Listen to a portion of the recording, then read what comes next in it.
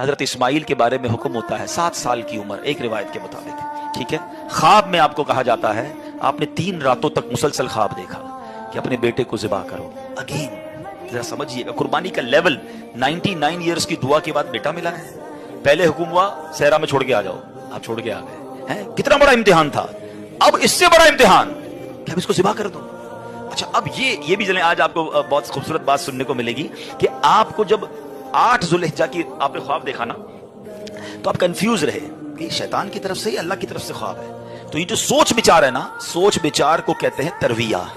تو جو 8 ذوالحجہ کا دن ہے اس کو یوم الترویہ کہا جاتا ہے. اس کی وجہ یہ ہے ایک بار پھر خواب آیا تو آپ نے یقین کر لیا کہ یہ اللہ کی طرف سے حکم ہے. تو اس لیے 9 ذوالحجہ کو کیا کہا جاتا ہے؟ یوم عرفہ.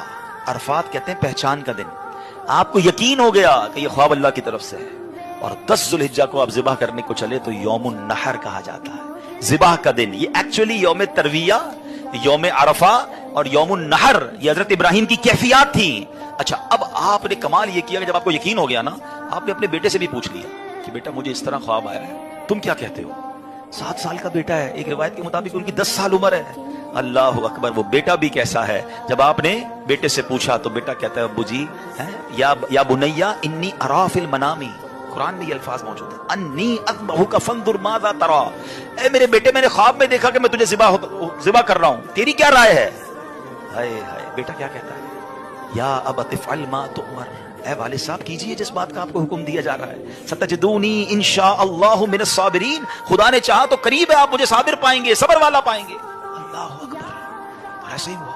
آپ اپنے بیٹے کو لے کے جا رہے ہیں، آپ نے اپنی بیوی ہاجرہ کو کہا اس کو تیار کر دو میں کہیں لے جا رہا ہوں. بتایا نہیں ماں کو، انہوں نے بڑا تیار کیا ان کو. آگے گئے تو اب شیطان اتنی بڑی قربانی کو کیسے ہضم کرتا. فوراً گیا بی بی ہاجرہ کے پاس. اے ہاجرہ پتہ ہے تمہارے شوہر کہاں جا رہے ہیں؟ آپ کے بیٹے کو لے کر کہاں جا رہے ہیں؟ کہا ذبح کرنے جا رہے ہیں. کہا نہیں وہ تو کسی سے ملانے لے جا رہے ہیں، تیار کر کے لے گئے. کہ نہیں وہ ذبح کرنے جا رہے ہیں. باپ بھی بیٹے کو ذبح کرتا ہے. بی بی ہاجرہ کہتی ہیں. اب شیطان کہتا ہے کہ ہاں اس لیے کر رہے ہیں کہ اللہ کا حکم ہے. کہا اللہ کا حکم ہے؟ پھر ٹھیک ہے میں راضی ہوں.